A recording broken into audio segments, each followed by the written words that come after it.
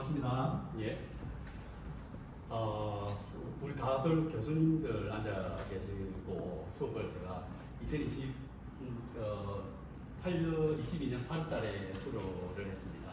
그리고 이제 신성장 국장 할 때 제가 부산 에코델타 스마트시티를 지정 업무를 종합차로 협의하면서 했기 때문에 그 경험이 많이 들었고요. 해양운송 국장 할 때 초소행성 사업을 했기 때문에 그 경험을 많이 들었지만 오늘 지금 발표는 우리 부산시의 프로젝트를 소개하는 게 아니고 학습 발표이기 때문에 어느 정도 형식을 갖추려고 하고 있습니다. 스마트시티에 지났는데요. 제 주장을 먼저, 그러니까 주장, 근거 논리, 그 다음에 거기에 대한 사례로서 예정, 그 다음 정책 기사점 순으로 이렇게 제가 보고를 드리겠습니다. 오늘 주제는 스마트시티의 진화인데요. 이게 제가 주장하는 그 핵심은 데이터 공간과 물리적 공간이 공지나 상호 맞물려서 발전한다는데, 그래서 좋은 게 뭔데 하면은 결국은 우리가 정책을 할 때 데이터 공간을 할 때는 물리적 공간을 생각해야 되고, 물리적 공간을 어떤 우개발 탁구라든가 만들 때 데이터 공간을 생각해야 된다는 거기에 제 주장의 실익이 있습니다. 근거 논리는 디지털 공간을 어떻게 혁신하고 그 다음 물리적 공간은 어떻게 혁신이 이루어지는데, 이 두 개를 묶어가지고 하는 게 스마트시티인데, 지방정부 정책으로서 스마트시티 사업과 그 다음에 아까 오늘 주제인 지역 혁신과 어떻게 연결되는가 이런 것을 하고, 그 예전 사례로서 부산 에코델타시티, 초소형성, 정책시사점 이 정도로 강의하겠습니다. 먼저 이제 제 주장하기 전에 먼저 스마트시티에 대해서 다 아시겠지만 간단하게 보시면 도시 문제 해결하기 위해서 나왔는데 법적인 용어는 어렵습니다. 삶의 질을 향상하고 정보통신기술을 사용하고 도시 서비스 제공을 지속하는 것이 어렵습니다. 그래서 제가 새로 정의를 했는데요. 스마트시티라는 것은 4차 산업혁명의 기술적인 흐름과 동일합니다. 그러니까 결국은 센서에서 데이터를 모아서 클라우드에서 AI 분석해서 최종 서비스는 모바일로 한다는 측면인데요. 이렇게 되는데, 그 스마트시티의 도시 문제 해결 방식은 자원배분의 효율성을 경제학에서 말하는 자원배분의 효율성을 증대시킨다는 거죠.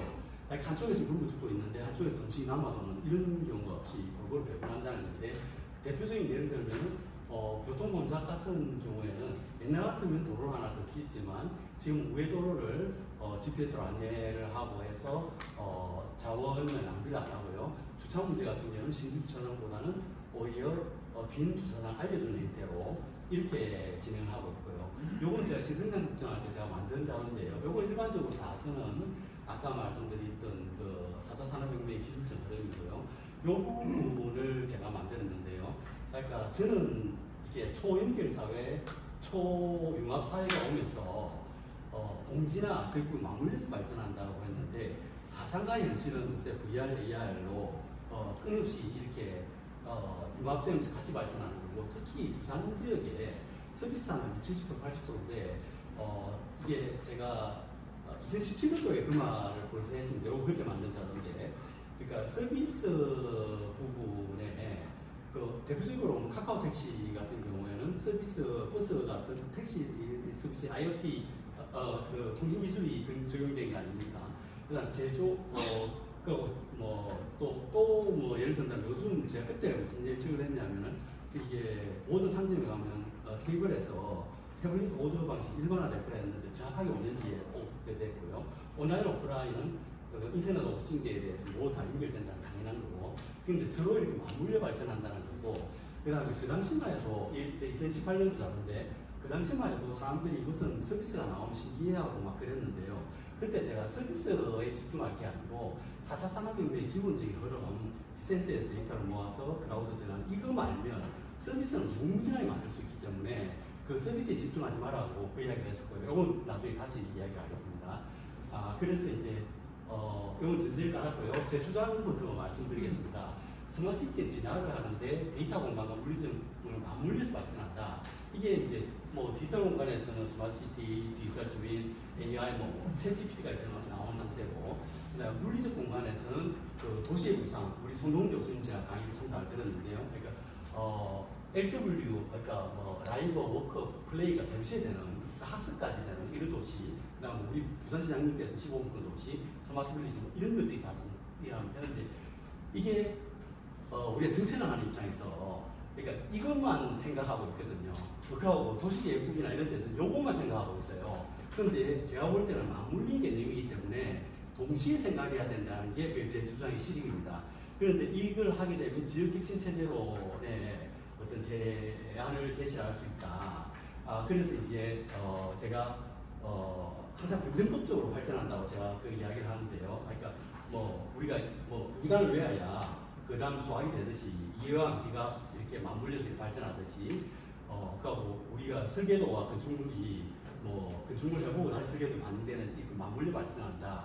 그래서 정책적 시작점 결론을 때리면 디지털 전환 시대에 이게 물리적 공간에서 도시의 중요성을 다시 본다면은 이게 스마트시티 이 정책을 통해서 우리가 데이터 기반 혁신을 할 수 있다는 게 제 핵심 주장입니다. 이제 제 근거와 논리인데요. 그러니까 이제 이게 근거와 논리 중에서 제가 첫 번째로 그럼 디지털 공간에서는 어떤 혁신이 일어나느냐, 그다음 물리적 공간에서는 어떤 혁신이 일어나느냐, 그럼 그 두 개를 연결하는 지방정부의 정책은 어떻게 되는 이런 식으로 설명할 건데요.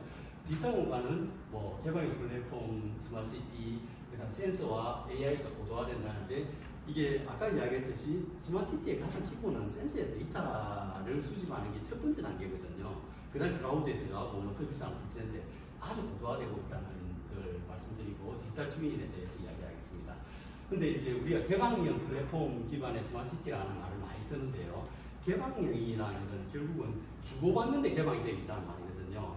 그래서 저희들이 오픈 API라는 말이 참 많이 씁니다. 스마트시티 하는 사람들은. 애플리케이션 프로그래밍 인터페이스인데 많이 어렵죠, 이게. 그래서 제가 쉽게 항상 이야기할 때 안드로이드 어플에서 구글 플레이에 가면 어플 다운받지 않느냐. 그러면은 어플 설치하고 나면 휴대폰에서 정보도 얻지만은 우리가 입력을 통해서 한다. 그래서 이때까지 부산시 스마트시티, 제가 늘 이야기하지만 에코델타 스마트시티가 스마트시티의 모든 것은 아니다. 우리가 실증 사업을 여러 개 해왔기 때문에 아주 종류가 많다. 그래서 에코델타 지정되기 전에 여러 가지 실증 사업을 많이 했거든요. 에너지 팩토리 이런 걸 했는데 이런 것들도 모두 개방형으로 주고받고 하면서 이렇게 실시를 했다는 말씀을 드리고요. 그 다음에 이제 부산 에코델타 스마트시티도 결국은 만들 때 이런 유언을 적용해갖고 디지털 도시 플랫폼, 그 다음에 증강도시 플랫폼, 로봇 도시 플랫폼인데 이 스마트시티에서는 플랫폼이 중요한 이유가 이게 플랫폼이 로봇도시 플랫폼이 로봇 한두 대가 거기 에코델타 굴러다니는 게 중요한 게 아니고 더 혁신적인 서비스를 나갈 수 있는 플랫폼이 더 중요한 거고 그 다음에 뭐 이렇게 해서 플랫폼이 아주 중요하다는 말씀 제가 먼저 드리고요. 나머지는 제가 읽어보실 수 있게끔 다 좀 풀어놨습니다. 그리고 이제 아까 두 번째 스마트시티에서 제일 중요한 1차적으로 센서에서 데이터를 모아가지고 클라우드에 들어가게 되는데 센서 기술이 엄청나게 발달되어 있다는 거죠. 그리고 인공지능 부분이 지금 챗GPT까지 나와서 엄청나게 발전되고 있는 시대다. 그래서 사물지능 시대가 열린다는 걸 제가 말씀드리고 싶은데요. 제가 나중에 우리 예시 사업으로 초소형 위성 사업을 이야기하는데 자꾸 우리가 초소형 위성을 지금 개발해서 하니까 일반인들, 우리 공무원들조차 위성 개발 사업을 이해를 하는 거예요. 그러니까 제가 이거는 위성 개발 사업이 아니다.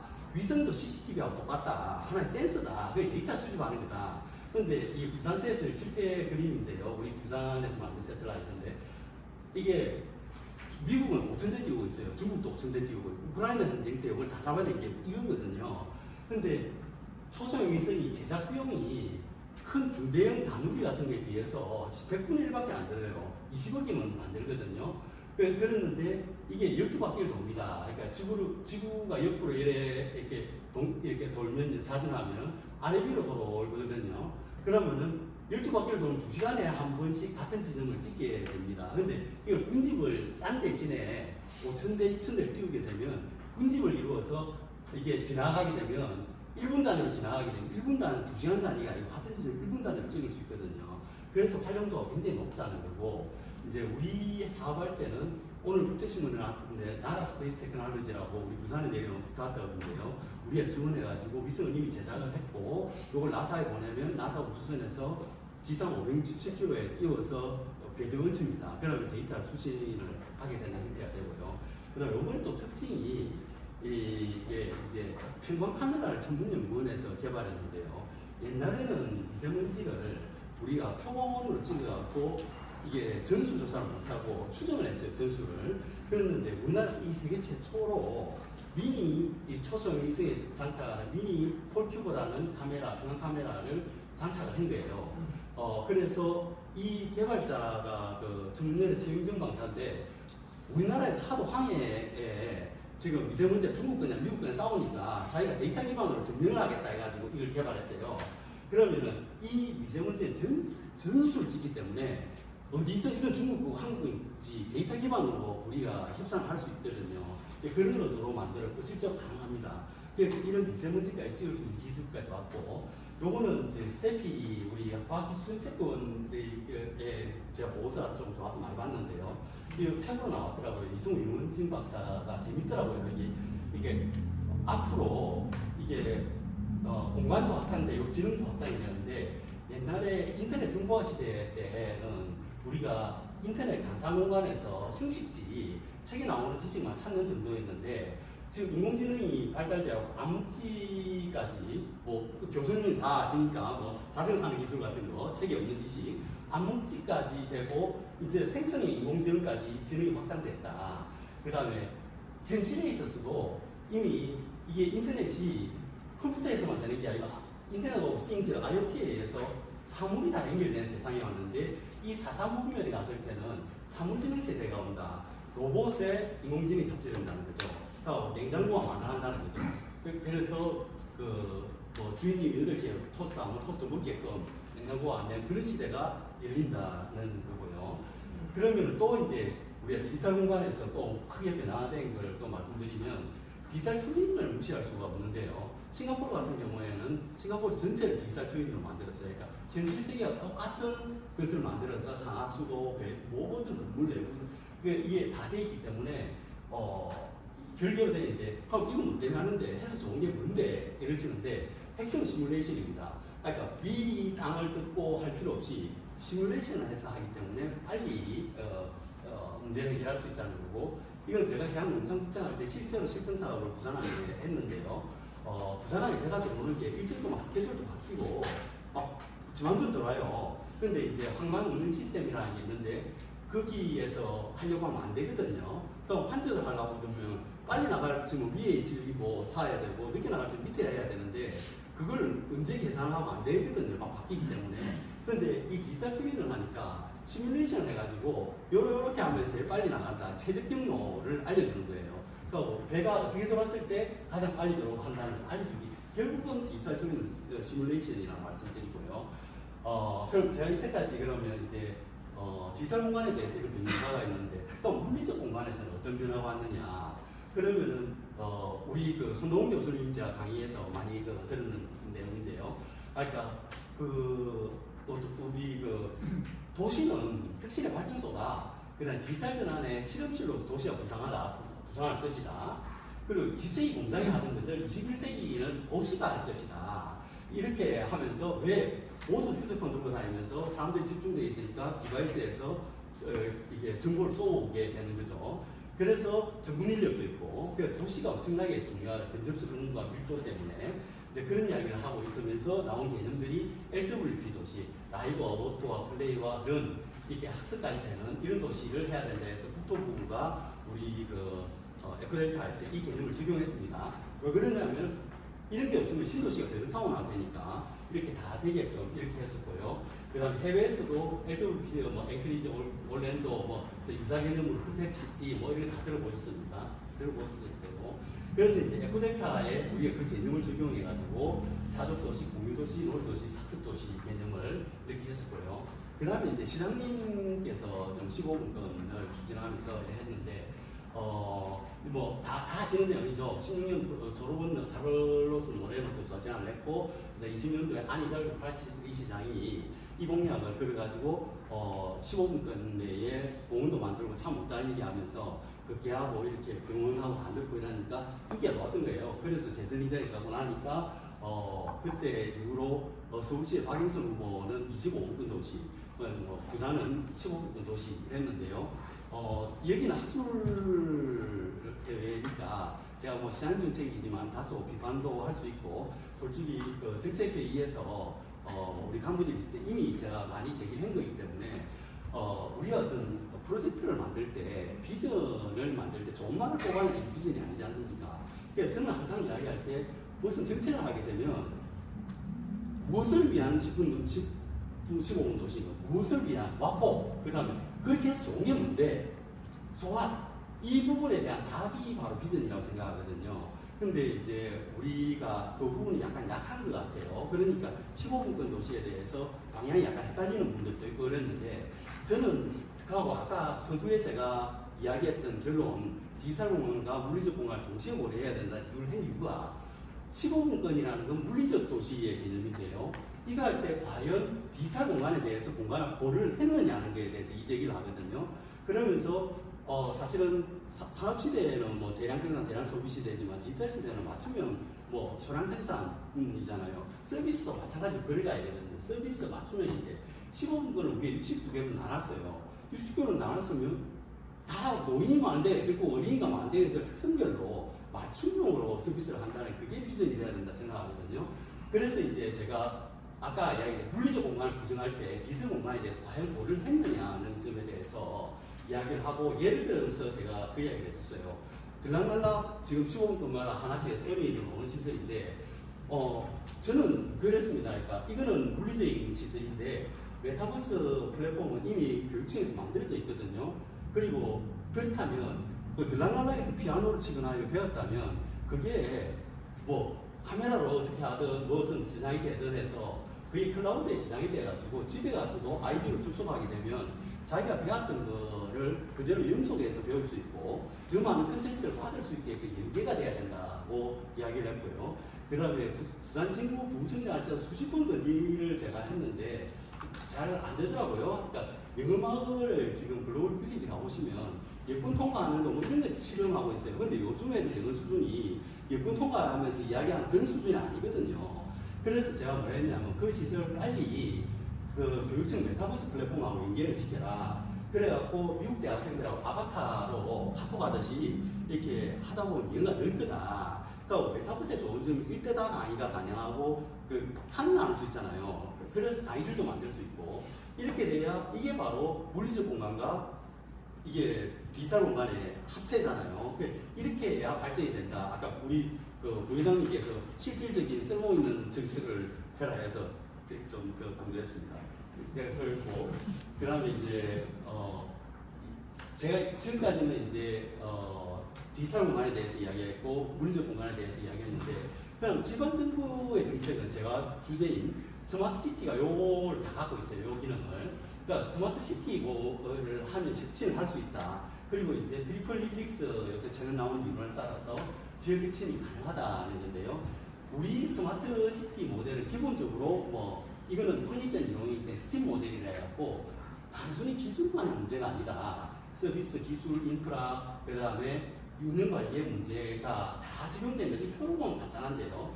스마트 시티가 어떤 지역 생태계를 구성하는데 아까 스팀이 작용하면서 시민과 제도와 기술을 동시에 고려한 모델이거든요. 그러니까 여기서 제도는 어떤 거버넌스 문제고요. 나중에 예정을 하겠습니다. 예시로. 그 다음에 시민들은 집단 지성이라든지 요즘에 지역 혁신으로는 학습, 암묵지의 어떤 전달 이런 걸 중요시하지 않습니까? 그래서 이게 시민들의 어떤 사용자 경험이 들어갈 수 있는 구조고 그 다음에 기술 분야는 당연히 들어가는 거죠.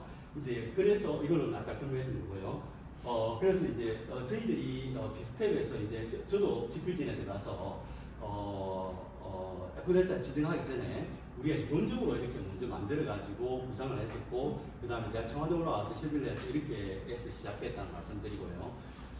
그래서 이거 보시면은 그 하나인데 4대 전략에 이미 스팀 모델이 들어가 있습니다. STIM. 그리고 공간 전략도 결합되어 있습니다. 이게 아까 말씀드렸듯이 스마트시티를 할 때 물리적 공간과 디지털 공간을 동시에 고려했다는 말씀을 드리고요. 그 다음에 이제 요건 제가 부산 진구 부청장 할 때 제가 이제 시름 삼아서 공모에 응모했는데 부청장으로서 저 혼자 왔더라고요. 다 과장 들어왔는데 그래갖고 이제 제가 가서 이걸 10분 만에 발표하는 거였는데 40억을 따냈습니다. 우리가. 그래갖고 이제 스마트시티는 맞춤형 서비스인데 이걸 이야기했어요. 부산 진구에는 식사관 온마을 사랑채라고 이게 노인들이 가서 식사를 하는 데가 있어요. 근데 이제 거기에 뭐 당뇨가 있는 사람 설탕을 줄여야 되고 고혈압 있는 사람 소금 줄여야 되지 않습니까?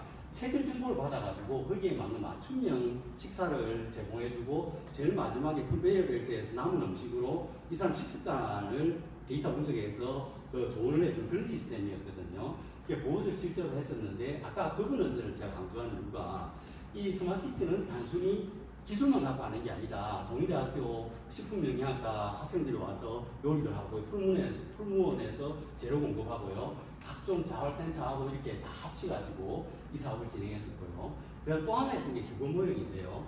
아까 4차 산업혁명의 가장 기본은 센싱 기술인데요.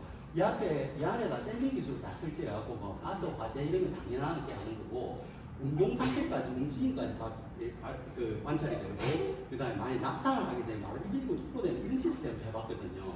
이것도 반응이 좋았습니다. 그리고 이제 부산 진구에도 스마트시티 플랫폼으로 다양한 이런 기능들이 있고요. 그 다음에 스마트시티에서 특히 강조하는 게 리빙랩 개념인데요. 리빙 살아있는 연구실이지 않습니까? 그동안 우리가 에코델타 되기 전부터도 이런 사업들을 많이 해서 6대 리빙랩을 해서 부산항에 가서 부산항을 연구소로 해가지고 각종 실험들을 하면서 그 현장의 아이디어를 받아서 시스템을 개선했었고요. 의료는 부산대학병원에서 실제로 했었고 이래가지고 최종적으로 나온 게 부산 에코델타 시티의 스마트 빌리지였죠. 그게 임대주택이었는데 최첨단 미래 단독주택이에요. 완전 자동이고 뭐 데이터 수집 다 되는데 이게 가격이 샀던 이유가 그 입주하는 사람들은 자기의 개인정보를 제공하는 조건으로 그러면 우리는 시스템 개선에 활용하고 당신은 그걸 쓸 수 있게 한다는 걸 했는데 이 스마트 빌리지가 대표적인 리빙랩이라는 거죠. 그래서 시민들의 어떤 요구를 직접적으로 받을 수 있는 시스템을 저희들이 구상했다는 거고요. 그 다음에 이제 이까지가 스마트시티 부분으로도 우리가 아까 데이터 공간과 물리적 공간에 여러 가지 계획을 할 수 있는데 트리플 헬릭스에 따라서 지역 지인을 하는 건데 교수님들 많이 계시니까 다 제가 이때 박사과정에 정리했던 내용인데 다 생략하고요. 국가핵심체제로 지역핵심체제로 다 생략하고 트리플 헬릭스만 이야기하려고 하는데요.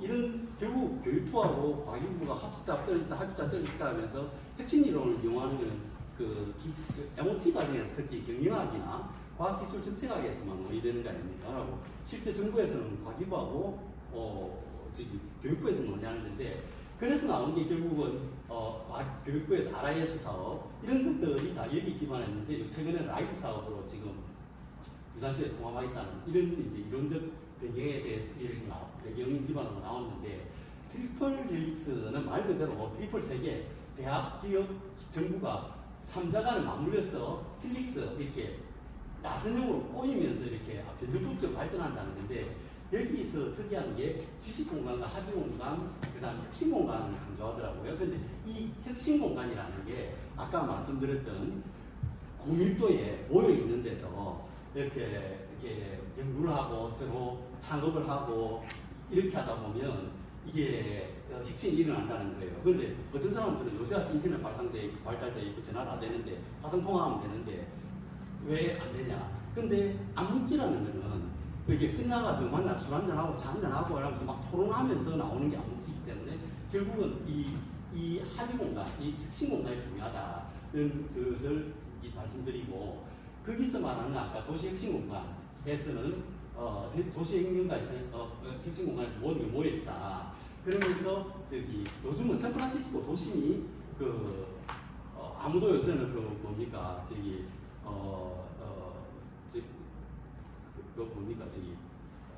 스탠포드 옆에 우리 창업단지 배우자, 실리콘밸리 배우자, 실리콘밸리 배우자는 말 안 해요. 왜 그러냐면 실리콘밸리는 샌프란시스코에 조금 떨어진 스탠포드 옆에서 생성된 거잖아요.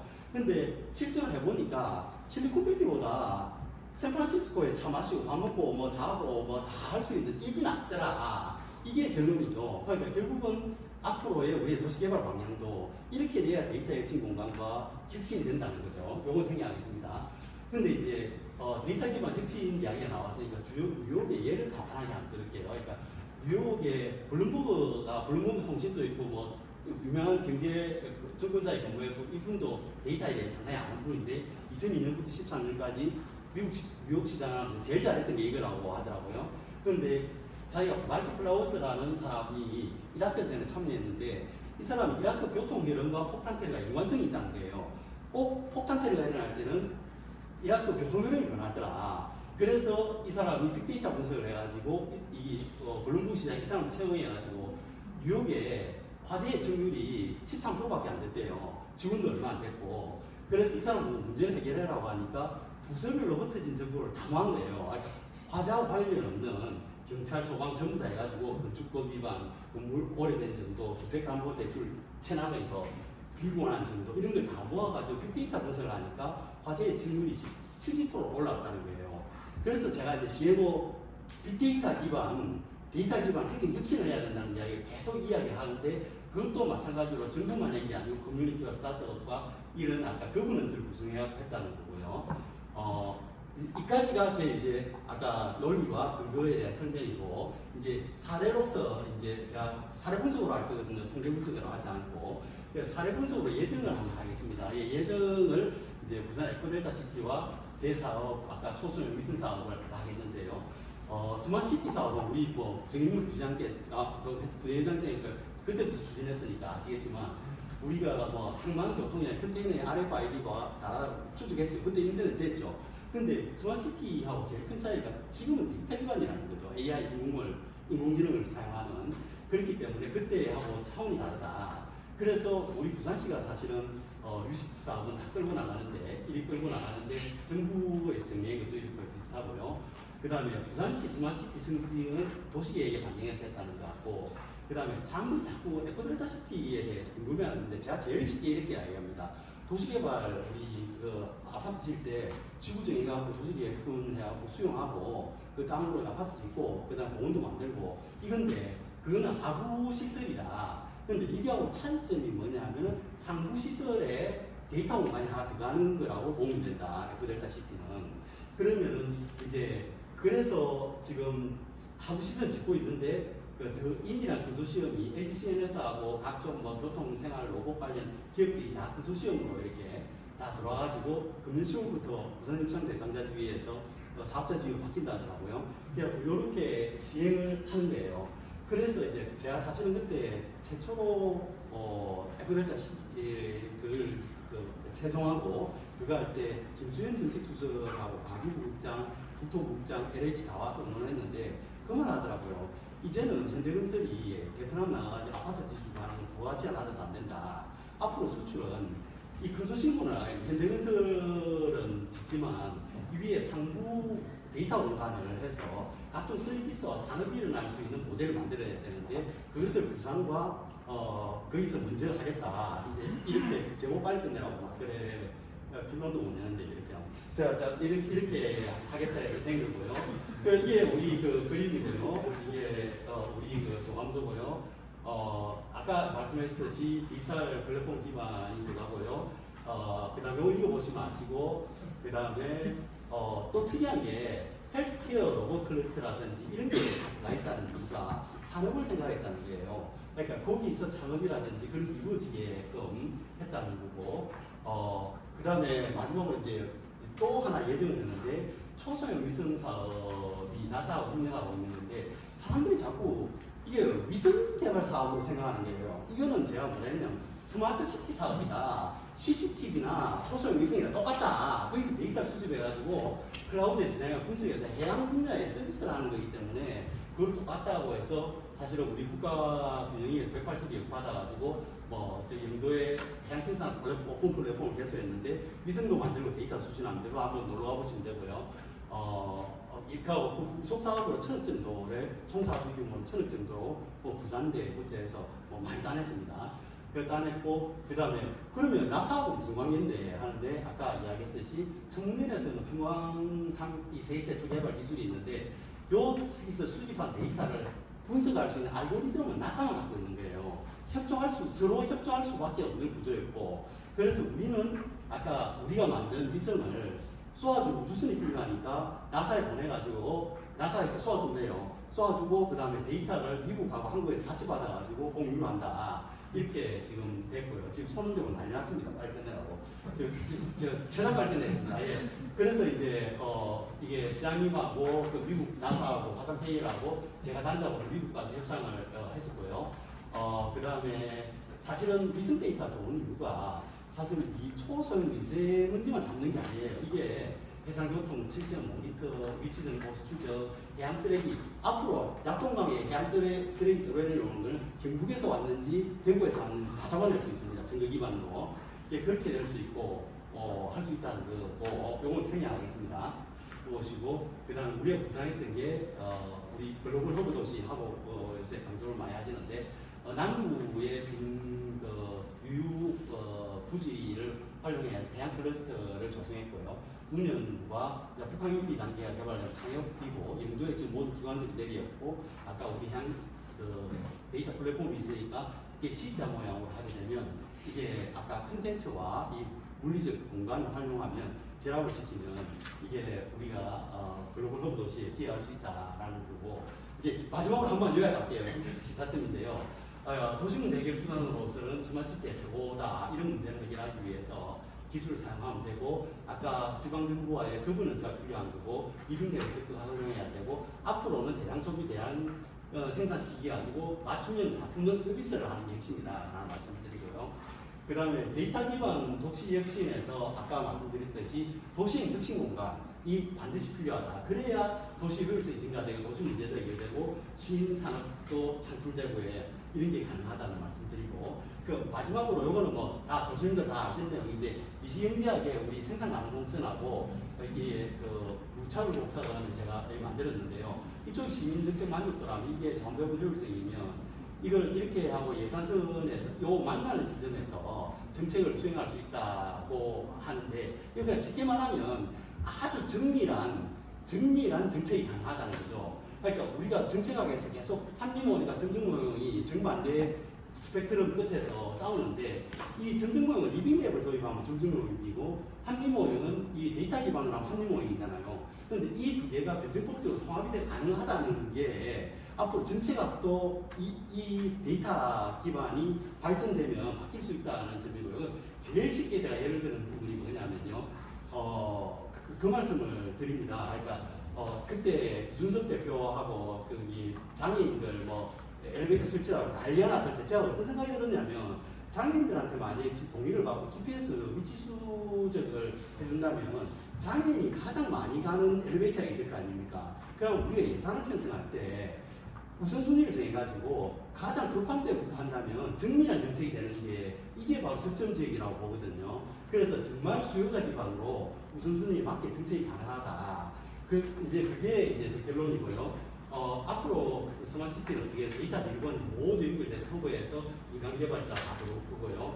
그 다음에 생태계가 조성되면 기업까지 다 참석해서 이렇게 된다는 거고요. 그 다음에 혹시 제가 너무 빨리 강의를 해서 그랬는데요. 그게 우리 유튜버, 공영 유튜버입니다. 대한공산국 있을 때 슬기로운 부산시 공무원생활 이거 네이버나 아무거나 치시면 구독 누르시면 여기 보면 스마트시티 데이터 기반 형성에 제가 2017년도부터 발표, 인터뷰했던 모든 자료가 다 정리되어 있습니다. 그거로 참고를 하시고 여기 위성 관련해서 인터뷰한 것도 있고 그래서 오늘은 뒤에서 우리 정 부장님이 너무 재촉을 해가지고 제가 말하는 말을 너무 빨리 해서 죄송합니다. 하여튼 이 정도로 해서 끝내도록 하겠습니다. 길어서 죄송합니다. 예.